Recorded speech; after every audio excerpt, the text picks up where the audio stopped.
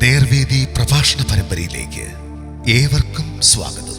സുവിശേഷകൻ കുഞ്ഞുമോൻ തോട്ടപ്പള്ളി ഇപ്പോൾ നിങ്ങളുമായി ദൈവവചനം പങ്കുവെക്കുന്നു. ശ്രദ്ധിച്ചാലും.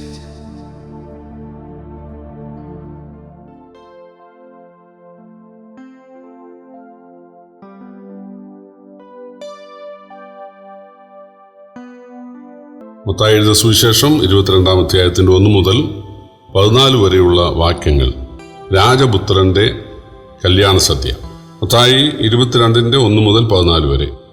ദൈവനാമത്തിന് മഹത്വമുണ്ടാകട്ടെ. യേശു പിന്നെയും അവരോട് ഉപമകളായി പ്രസ്താവിച്ചെന്തെന്നാൽ, സ്വർഗരാജ്യം തന്റെ പുത്രനു വേണ്ടി കല്യാണ സദ്യ കഴിച്ച ഒരു രാജാവിനോട് സദൃശം. അവൻ കല്യാണത്തിന് ക്ഷണിച്ചവരെ വിളിക്കേണ്ടതിന് ദാസന്മാരെ പറഞ്ഞയച്ചു. അവർക്കോ വരുവാൻ മനസ്സായില്ല.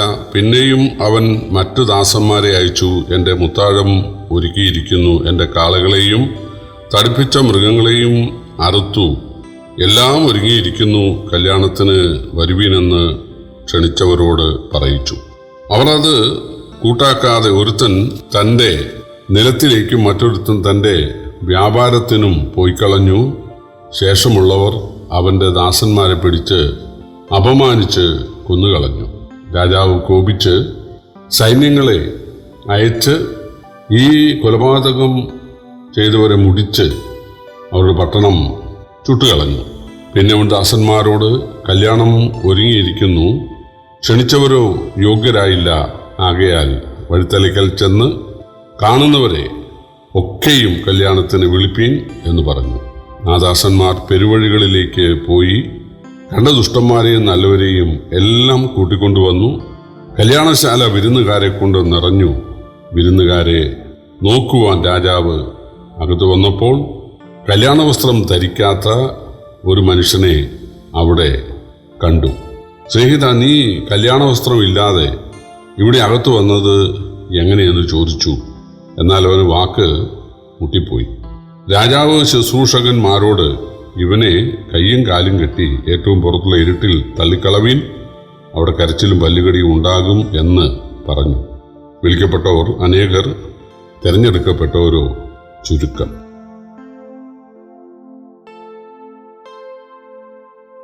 വളരെ വിചിത്രമായി തോന്നുന്ന ഒരു ഉപമയാണ് ദൈവരാജ്യം സംബന്ധിച്ച് നമ്മുടെ കർത്താവ് ഇവിടെ പറയുന്നത്.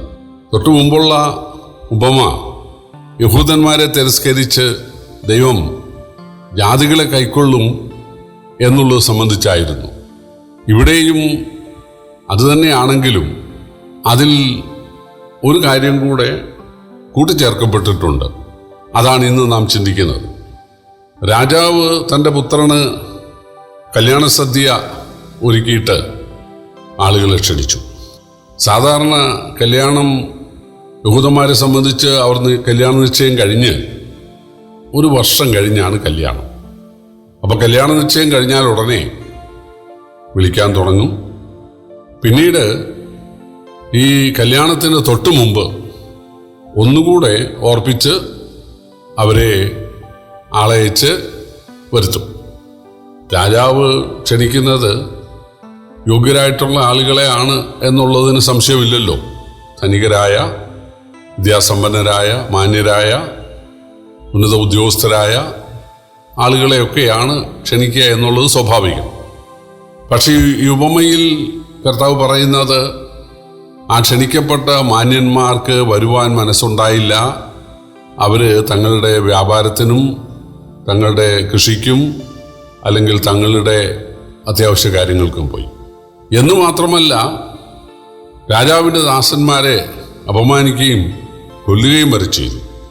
അപ്പോൾ രാജാവ് തൻ്റെ ദാസന്മാരോട് പറഞ്ഞു, നിങ്ങൾ പുറപ്പെട്ട് വലിയരിയിലും വേലിയരിയിലും പെരുവഴിയിലുമൊക്കെ ചെന്ന് കണ്ട ദുഷ്ടന്മാരെ നല്ലവരെയും അവരുടെ നിലവാരം ഒന്നും നോക്കാതെ നിങ്ങൾ ക്ഷണിച്ചോ എന്ന് പറഞ്ഞു. അവർ പോയിട്ട് കണ്ടവരെ എല്ലാം അകത്ത് വരാൻ ക്ഷണിച്ചു. അവർ വന്നു. കല്യാണശാല കാണാൻ അല്ലെങ്കിൽ വിരുന്നുകാരെ കാണാൻ രാജാവ് അകത്ത് വന്നു. ഒരാള് കല്യാണ വസ്ത്രം ധരിക്കാതിരിക്കുന്നു. ഇവിടെയാണ് വിചിത്രമായ കാര്യം എന്ന് ഞാൻ ആദ്യം പറഞ്ഞത്. വഴിയരി കണ്ട ദുഷ്ടന്മാർക്കും അവർ ഭിക്ഷക്കാരായിരിക്കാം, രോഗികളായിരിക്കാം, വിധവമാരായിരിക്കാം, അനാഥരായിരിക്കാം, അവർ പരദേശികളായിരിക്കാം. അവർക്ക് രാജാവിൻ്റെ കല്യാണത്തിൽ വന്നിരിക്കത്തക്കവണ്ണമുള്ള കല്യാണ വസ്ത്രം ഇല്ലല്ലോ. അപ്പോൾ പിന്നെ കല്യാണ വസ്ത്രം എല്ലാവർക്കും ഉണ്ടോ എന്ന് അന്വേഷിക്കുന്നതിനകത്ത് പ്രസക്തിയില്ലല്ലോ. പക്ഷെ അങ്ങനെയല്ല, രാജാവിൻ്റെ കല്യാണത്തിന് അല്ലെങ്കിൽ രാജാവ് ഒരുക്കുന്ന കല്യാണത്തിന് ഭക്ഷണം മാത്രമല്ല, രാജവസ്ത്രം കൂടെ നൽകും. ആ ഒരു സംസ്കാരം പല രാജ്യങ്ങളിലുമുണ്ട്. തമിഴ്നാട്ടിലുമൊക്കെ ജയലളിതയുടെ വേണ്ടപ്പെട്ട ഒരാളുടെ കല്യാണത്തിന് ഭക്ഷണം മാത്രമല്ല വസ്ത്രവും നൽകിയതായിട്ട് നമ്മൾ വാർത്തകളിൽ വായിക്കുകയുണ്ടായി. അപ്പോൾ രാജാവ് ഭക്ഷണം മാത്രമല്ല, അതിൻ്റെ വാതുക്കൽ അവർക്ക് രാജവസ്ത്രവും നൽകിയിരുന്നു. തങ്ങളുടെ വസ്ത്രം അവർ അഴിച്ചു വെച്ചിട്ട് ഈ രാജവസ്ത്രം ധരിച്ചു വേണം അകത്തേക്ക് പ്രവേശിക്കാൻ. ഒരാൾക്ക് രാജവസ്ത്രമില്ല. എന്താ കാരണം? അവന് തോന്നി അവൻ്റെ വസ്ത്രം ഈ രാജാവ് നൽകുന്ന സൗജന്യ വസ്ത്രത്തേക്കാൾ മെച്ചമാണ്, അല്ലെങ്കിൽ അതിനോട് കിടപിടിക്കുന്നതാണ്, നല്ല വസ്ത്രമാണ്. അതുകൊണ്ട് ഭക്ഷണം മാത്രം മതി, രാജാവിൻ്റെ വസ്ത്രം വേണ്ട. രാജാവ് നോക്കിയപ്പോൾ ആ വിരുന്നുശാല നിറച്ച ആളുകളാണ്, പക്ഷെ അതിലൊരുത്തൻ മാത്രം അത് കല്യാണ വസ്ത്രം ധരിക്കാതിരിക്കുന്നു. രാജാവിനെ വിളിച്ചു, സ്നേഹിത, നീ എങ്ങനെ അകത്ത് വന്നു? അവൻ വാതിൽ കാവൽക്കാരെയൊക്കെ പറ്റിച്ചാണ് അകത്ത് വന്നത്. അവിടെ കണ്ണു വെട്ടിച്ചാണ്. അല്ലെങ്കിൽ വാതിൽ കാവൽക്കാർക്ക് മിക്കവാറും ഒക്കെ ഒരു കളറായിരിക്കും. അതുകൊണ്ട് വാതിൽ കാവൽക്കാർക്ക് അവനെ തടയാനായിട്ട് സാധിച്ചില്ല. പക്ഷേ രാജാവ് അത് ശ്രദ്ധിച്ചു. പ്രിയപ്പെട്ടവരെ, ഇന്നും അതായത് യഹൂദന്മാരെ ഉപേക്ഷിച്ച് ക്ഷണിക്കപ്പെട്ടവരായ, മാന്യരായ, ആഢ്യരായ, ഉന്നതരായ, പ്രഭുക്കളായ യഹൂദരെ ഉപേക്ഷിച്ച് തള്ളിക്കളഞ്ഞിട്ട് ദൈവം പ്രജാതികളെ സഭയിലേക്ക് ക്ഷണിക്കുന്നു, തന്നോടൊപ്പമുള്ള കൂട്ടായ്മയിലേക്ക് ക്ഷണിക്കുന്നു. പക്ഷേ അവര് രാജാവ് നൽകുന്ന ഭക്ഷണം മാത്രമല്ല, രാജാവ് നൽകുന്ന വസ്ത്രവും ധരിക്കാൻ തയ്യാറാകണം. നമ്മുടെ കർത്താവ് ചോദിച്ചു, നിങ്ങൾ എന്ത് തിന്നും എന്തുടുക്കും എന്നതിനെക്കുറിച്ച് വിചാരപ്പെടരുത്. തീർച്ചയായിട്ടും സ്വർഗസ്വനായ നിങ്ങളുടെ പിതാവ് ഇവയൊക്കെ നിങ്ങൾക്ക് ഒരുക്കിയിട്ടുണ്ട്. അപ്പോൾ കർത്താവിൻ്റെ പക്ഷത്ത് വരുന്ന ആളുകൾ ആത്മരക്ഷ മാത്രമല്ല, അവരുടെ ഐഹിക ജീവിതത്തിന് വേണ്ട മുഴുവൻ കാര്യത്തിലും കർത്താവിൽ ആശ്രയിക്കണം. ഭക്ഷണം ഒരു നേരത്തേക്ക് മാത്രമുള്ളതാണ്, വസ്ത്രം അങ്ങനെയല്ല. ഇന്നത്തെ കാലത്ത് വസ്ത്രം വളരെ വിലപിടിപ്പുള്ളതാണ്. രാജാവിൻ്റെ വസ്ത്രമാണെങ്കിൽ തീർച്ചയായിട്ടും വളരെ വിലപിടിപ്പുള്ളതാണ്.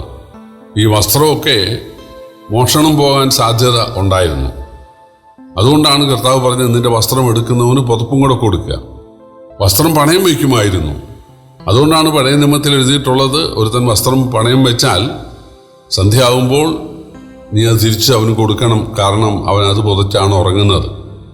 അവന് നിവൃത്തിയില്ലാത്തതുകൊണ്ടാണല്ലോ വസ്ത്രം പണയം വയ്ക്കുന്നത്. അവന് സമയത്ത് പൈസ തിരിച്ച് നൽകി അത് തിരിച്ചെടുക്കാൻ പറ്റിയില്ല. എന്നാൽ അവൻ തണുപ്പ് സഹിച്ച് തണുത്ത് മരച്ച് ആണ് കിടക്കുന്നതെങ്കിൽ അവൻ്റെ ഊരുപരാകും, എന്തൊരു ദുഷ്ട മനുഷ്യനാണ് അയാൾ എന്ന് ചോദിക്കാനിടയാകും. അതിനിട വരുത്തരുത്. സന്ധ്യയാകുമ്പോൾ അവൻ്റെ വസ്ത്രം അവന് തിരിച്ചു കൊടുക്കണം എന്നാണ് പഴയ നിയമത്തിലുള്ളത്. അപ്പോൾ വസ്ത്രം അക്കാലത്ത് വളരെ വിലയുള്ളതാണ്. നമുക്കൊക്കെ അറിയാം, ഒരു 10-50 വർഷങ്ങൾക്ക് മുൻപ് വസ്ത്രമൊക്കെ റേഷൻ കടയിൽ കൂടെ കിട്ടുന്ന ഒരു കാലം ഉണ്ടായിരുന്നു. 2-3 ഐറ്റം തുണികളേ ഉള്ളൂ. ഡബിൾ മുണ്ടൊക്കെ വളരെ വിരളമാണ്. ഒറ്റമുണ്ടും പിന്നെ മന്മൽ എന്ന് പറഞ്ഞൊരു മുണ്ട്, ജപ്പാൻ എന്നൊരു മുണ്ട്, JK എന്നൊരു മുണ്ട്, ഇതൊക്കെ ഉള്ളൂ. കൈത്തറിയാണ് കൂടുതലും. ഇസ്രയേലിൽ അക്കാലത്ത് വളരെ വിലയുള്ളതായിരുന്നു ഈ വസ്ത്രം. നമ്മുടെ കർത്താവ് പറഞ്ഞു, നിങ്ങൾക്ക് എന്നെ രക്ഷകനായി സ്വീകരിക്കുന്ന നിങ്ങൾക്ക് നിങ്ങളുടെ ഭക്ഷണകാര്യവും നിങ്ങളുടെ വസ്ത്രകാര്യവും ദൈവം ഏറ്റെടുക്കുകയാണ്, പിതാവ് ഏറ്റെടുക്കുകയാണ്.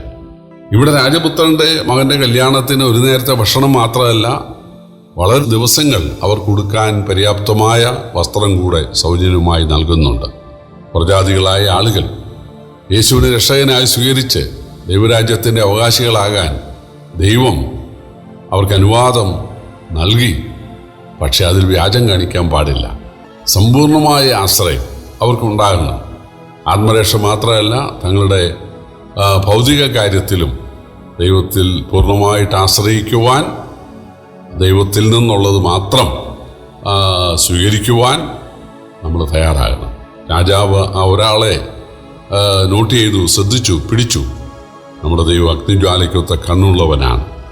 ആത്മരക്ഷയുടെ കാര്യത്തിൽ നമ്മൾ വ്യാജം കാണിച്ചാൽ തീർച്ചയായിട്ടും ദൈവം പിടിക്കും. വാതിൽ കാവൽക്കാരെ കബളിപ്പിച്ചകത്ത് കയറാൻ അവന് സാധിച്ചു. പക്ഷേ ദൈവത്തിൻ്റെ മുമ്പാകെ ഒരിക്കലും അത് വിലപ്പോവുകയില്ല. അവൻ കഴിച്ചുകൊണ്ടിരുന്ന സമയത്ത് ആ വിരുന്നിൽ നിന്ന് അവനെ എഴുന്നേൽപ്പിക്കുകയാണ്. എന്നിട്ട് അവനെ കയ്യും കാലും കെട്ടി പുറത്തുള്ള ഇരുട്ടിലേക്ക് തള്ളുകയാണ്. യേശുവിനെ രക്ഷകനായി സ്വീകരിച്ച് ഈ ആത്മരക്ഷയുടെ സന്തോഷവും ദൈവരാജ്യവും അനുഭവിക്കുവാൻ ദൈവം ഏവരെയും സഹായിക്കട്ടെ. വ്യാജം കാണിച്ചാൽ തീർച്ചയായിട്ടും ദൈവം പിടിക്കും, ദൈവം തള്ളും, കരച്ചിലും പല്ലുകടിയും ഉണ്ടാകും. അതുണ്ടാകാൻ ഇടയാകാതിരിക്കട്ടെ. കർത്താവിൻ്റെ വലിയ നാമം ഇന്ന് വന്നേക്കും വാഴ്ത്തപ്പെടുമാറാകട്ടെ.